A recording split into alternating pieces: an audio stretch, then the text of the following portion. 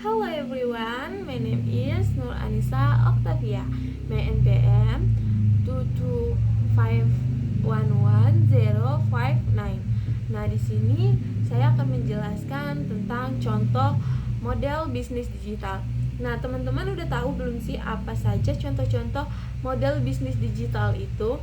Nah, sebelum pastinya teman-teman udah pada tahu kan ya.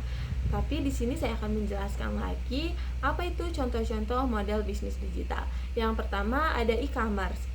Teman-teman pasti udah nggak asing kan yang dengan yang namanya e-commerce. E-commerce pasti udah pernah terlintas di otak teman-teman itu tentang e-commerce. Nah, e-commerce itu contohnya apa sih?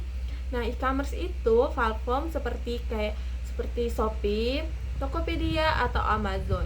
Nah, selain tiga itu masih banyak loh. Contohnya seperti GrabFood, terus GoFood, terus TikTok dan lain sebagainya. Contoh yang kedua kira-kira apa ya? Nah, yang kedua ada marketplace.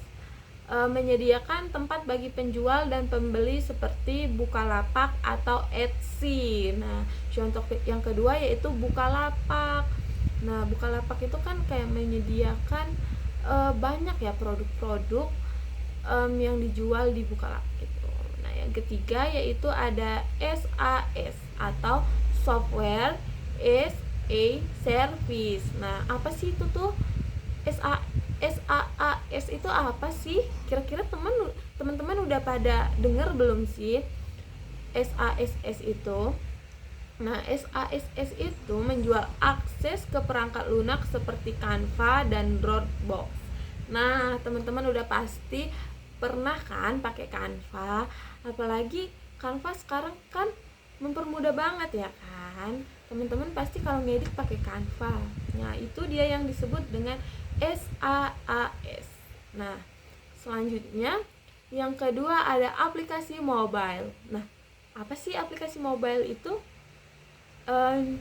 Aplikasi mobile adalah aplikasi yang memberikan layanan berbasis aplikasi seperti Gojek atau Grab. Nah, mungkin teman-teman nggak asing lah ya yang namanya Gojek dan Grab itu. Pasti teman-teman pasti udah pernah sih naik Grab sama Gojek.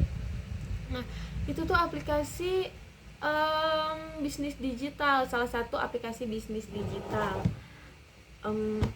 Jadi teman-teman kan udah pasti pesan gitu kan, pesan makanan misalnya nih, terus jadi itu tuh ada pertukaran kan, teman-teman pesan dan si penjual juga menjual barangnya seperti itu. Nah, selanjutnya di sini saya akan menjelaskan tentang langkah-langkah memulai bisnis digital. Apa saja sih langkah-langkah memulai bisnis digital? Nah, yang pertama ada identifikasi masalah atau kebutuhan pasar. Temukan solusi yang bisa ditawarkan.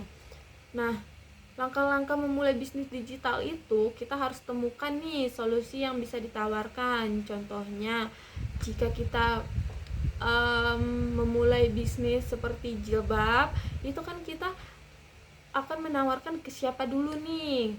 Contohnya yang pasti kaum hawa ya, kaum cewek-cewek. Nah gitu, jadi solusinya kita akan menawarkan ke cewek-cewek. Selanjutnya kita harus ngapain nih, kira-kira cewek-cewek tuh sukanya ngapain sih gitu kan. Apakah cewek-cewek tuh suka yang lucu-lucu, terus cewek-cewek tuh seringnya kemana gitu, dan kita bisa nih tawarkan ke, misalkan nih cewek-cewek sukanya ke mall. Nah, jadi kita kayak bisa nih buka di mall. Atau kalau buat digitalnya nih, cewek-cewek kan suka nih TikTok-TikTokan, dan kita bisa promosikan nih di TikTok seperti itu. Nah, selanjutnya ada riset pasar. Analisis target pasar, kompetitor, dan tren terkini. Sama aja sih riset pasar. Jadi kita kayak analisis nih, trennya apa aja sih yang lagi ngetren gitu kan. Contoh tadi jualan jilbab kan, misalkan lagi tren nih apa ya, yang cocok ya buat jualan jilbab gitu ya, kayak tren jilbab segi 4, terus tren jilbab pasmina, sekarang kan lagi ngetren gitu kan. Nah terus kita bikin konten nih tentang kayak gitu. Nah selanjutnya yang ketiga ada buat model bisnis. Nah membuat model bisnis, tentukan bagaimana cara bisnis Anda menghasilkan uang, contohnya melalui penjualan langsung, iklan, atau langganan. Nah, selanjutnya yang keempat ada bangun platform digital, mulai dari website, aplikasi, atau media sosial sesuai dengan target pasar. Nah, seperti itu teman-teman. Kita mulai dari website, aplikasi, atau media sosial sesuai dengan target pasar. Nah, seperti tadi target pasarnya nih cewek-cewek kan, kaum hawa. Jadi kita targetin nih ke cewek-cewek gitu. Misalnya kita jual skincare dan lain-lain, itu juga kan ke cewek-cewek targetnya. Itu target pasar, teman-teman. Nah, selanjutnya ada promosi digital. Gunakan media sosial, SEO, iklan online, dan strategi pemasaran konten untuk menarik pelanggan. Sama aja kan, konten lagi. Nah, jadi kita harus memanfaatkan media sosial itu supaya menarik pelanggan. Terus kayak seperti tidak perlu konten sih, kita pasang status, kita bikin promosi di status seperti itu kan bisa menarik pelanggan nih, supaya pelanggan nanya nih apa sih gitu, terus pelanggan penasaran gitu. Dan konten-konten juga perlu, karena kan sekarang Gen Z terpatoknya ke konten gitu kan ya, kayak seringnya lihat konten terus gitu.